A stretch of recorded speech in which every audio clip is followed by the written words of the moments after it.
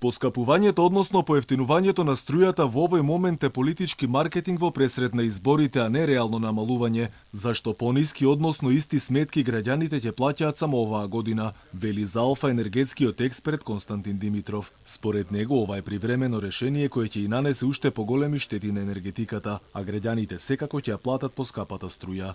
Дупката во буџетот вели ќе ја почувствуваат сите кои ќе плаќаат повисоки цени по други основи. Доаѓаат локални избори, ние ќе одржуваме ниска цена за избори да покажеме се грижиме за граѓаните, електростопанство нека пропаѓа, нека прави загуби. Ние од буџетот можеме делумно да покриеме или ќе си земеме кредит, ама и буџетот и кредитот ние го формираме, вие што ме прашувате, народот што гледа, и ќе го плаќаме со години сите кредити. Значи, пак таква една игранка што прават за избори е на наш грб. Дека ваквата цена на струјата нема да остане иста, веќе предупредија експертите. Велат следната година граѓаните ќе плаќаат поскапа струја, оти данокот на додадена вредност ќе се покачи на 10%, а високата цена на струјата ќе имаме за 2 години, кога ДДВ-то ќе се врати на 18%. Тие пари ги нема, ќе задолжи, кој ќе плати? Пак ние. А пак ние, кој друг?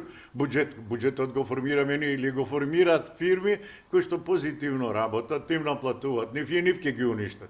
Значи, тотално девастирање на економијата во Македонија, уништување на енергетиката. Енергетиката е локомотива, носител на развојот на стопанството и се како оно што го рекол тој францускиот цар, после мене потоп. Очекувам вајда да изгубам на следните избори, ама балим колку можам сега да се нафатирам со средства.